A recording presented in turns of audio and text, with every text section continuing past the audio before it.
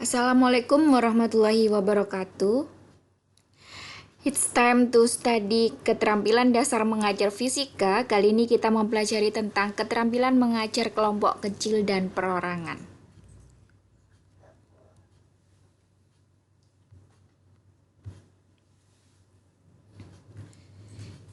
Apa saja yang kita pelajari?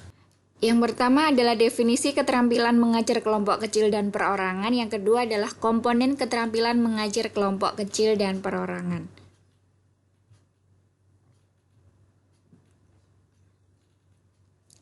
Yang pertama, definisi keterampilan mengajar kelompok kecil dan perorangan. Keterampilan mengajar kelompok kecil dan perorangan diartikan sebagai tindakan guru dalam konteks proses belajar mengajar yang hanya melayani 3-8 orang siswa.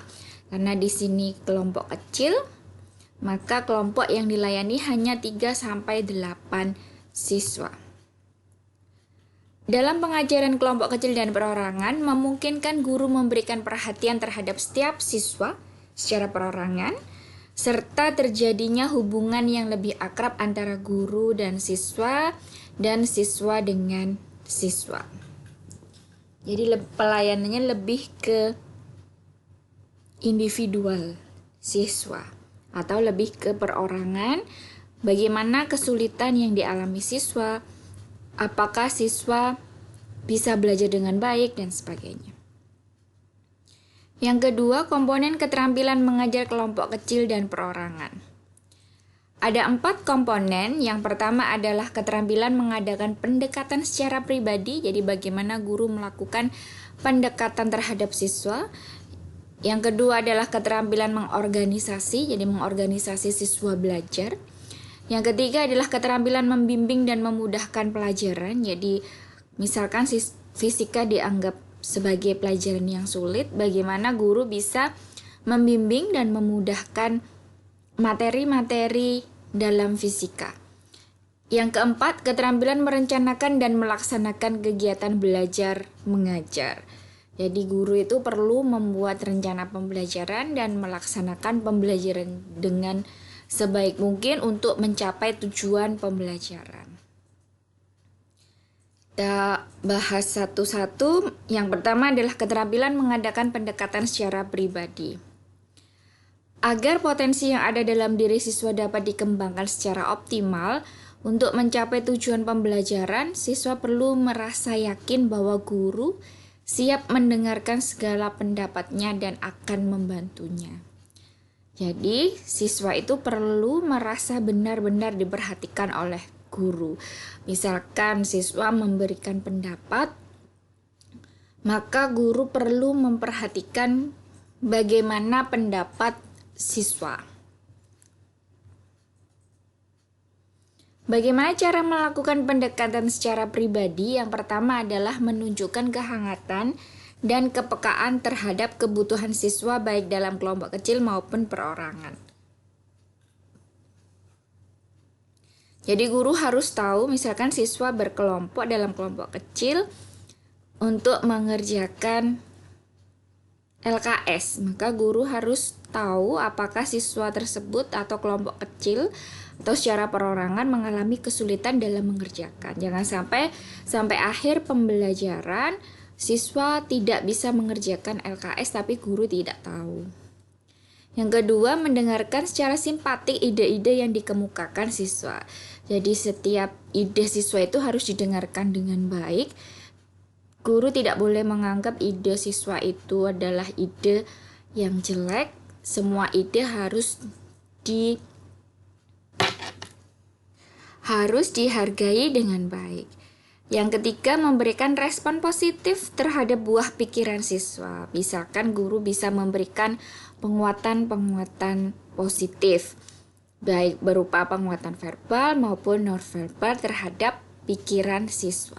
Tidak boleh guru langsung menyalahkan pikiran atau pendapat dari siswa. Yang keempat, membangun hubungan saling mempercayai. Yang kelima, menunjukkan kesiapan untuk membantu siswa tanpa kecenderungan untuk mendominasi ataupun mengambil alih tugas siswa. Jadi membantu tapi tidak mengambil alih tugas siswa. Jadi dengan membimbingnya, tidak membantu mengerjakan. Cara membimbing bisa memberikan pertanyaan-pertanyaan yang mengarah pada solusi dari pemecahan masalah yang dikerjakan oleh siswa, tapi bukan mengerjakan tugas dari siswa tersebut. Yang keenam, menerima perasaan siswa dengan penuh pengertian dan keterbukaan. Jadi kalau ada siswa yang bercerita atau mengeluarkan pendapat, guru harus menerimanya dengan keterbukaan. Yang ketujuh, berusaha mengendalikan situasi.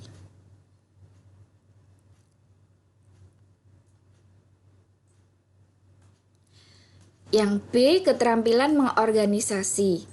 Hal yang perlu dilakukan guru yang pertama adalah memberikan orientasi umum tentang tujuan tugas atau masalah yang akan dipecahkan sebelum kelompok mengerjakan berbagai kegiatan yang telah ditetapkan. Jadi guru perlu memberikan tujuan dari siswa memecahkan masalah itu apa.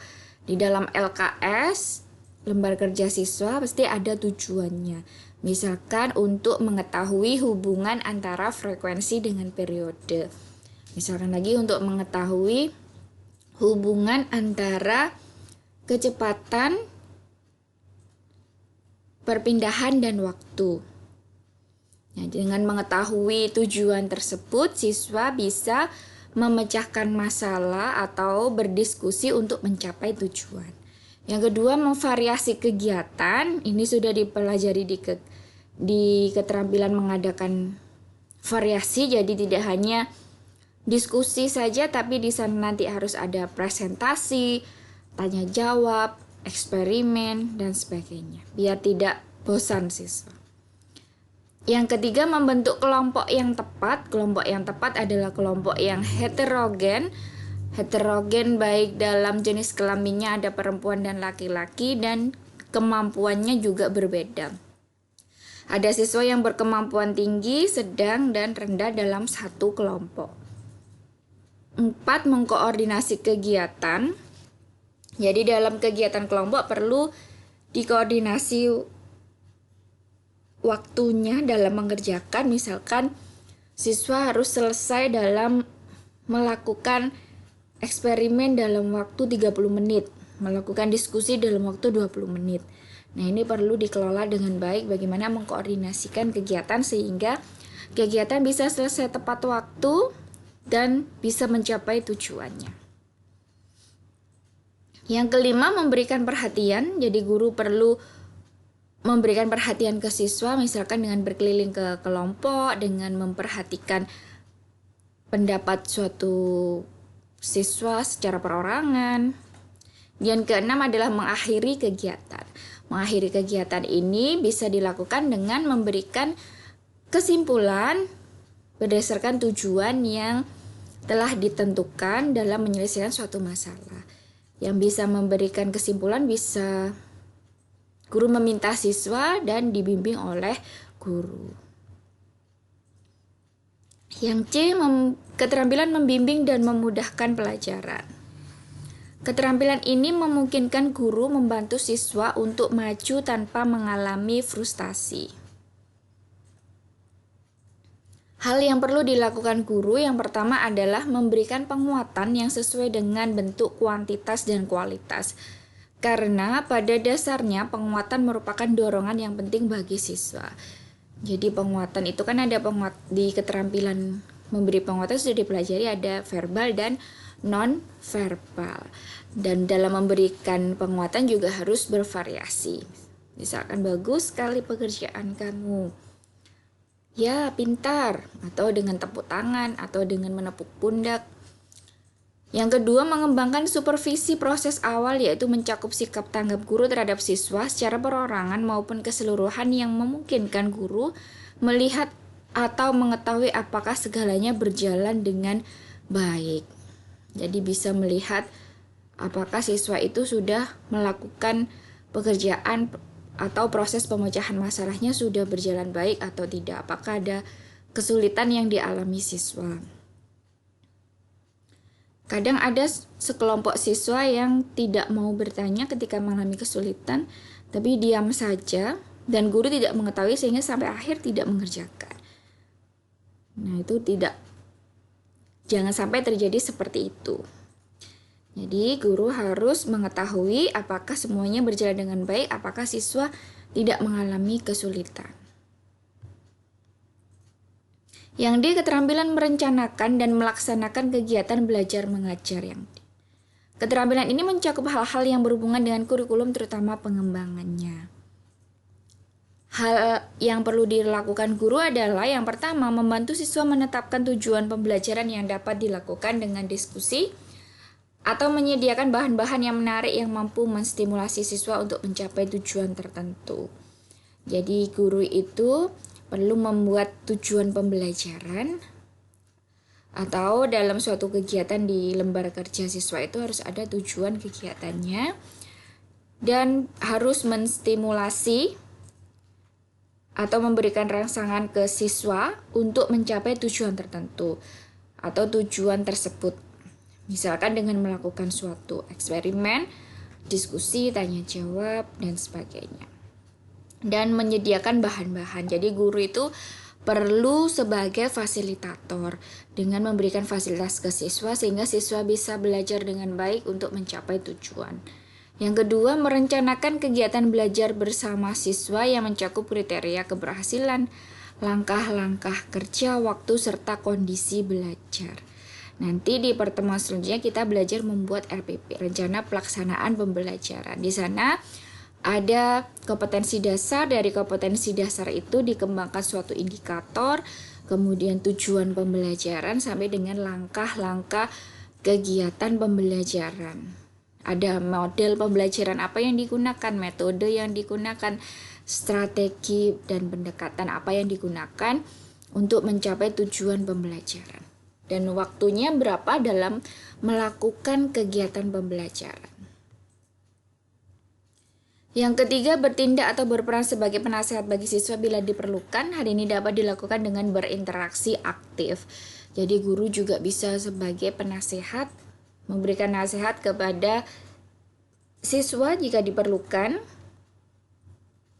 dan bisa dilakukan dengan interaksi aktif. Yang keempat, membantu siswa menilai pencapaian dan kemajuannya sendiri. Mungkin di akhir pembelajaran, guru bisa memberikan angket, di mana angket tersebut bisa diisi oleh siswa untuk melihat kemajuannya atau pencapaian dalam pembelajaran. Bisa berupa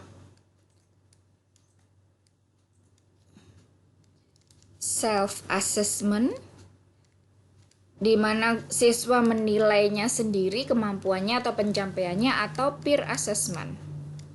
Peer assessment ini yang menilai adalah temannya. Jadi teman yang satu menilai teman yang lain. Jadi guru bisa memberikan angket, di mana di dalam angket ini ada pertanyaan-pertanyaan yang bisa membuat siswa untuk menilai pencapaian atau kemajuannya sendiri. Sehingga dengan menilai sendiri ini siswa bisa melakukan evaluasi untuk belajar lebih baik lagi apabila belum mencapai kemajuan. Terima kasih, demikian penjelasan mengenai keterampilan mengajar kelompok kecil dan perorangan. Wassalamualaikum warahmatullahi wabarakatuh.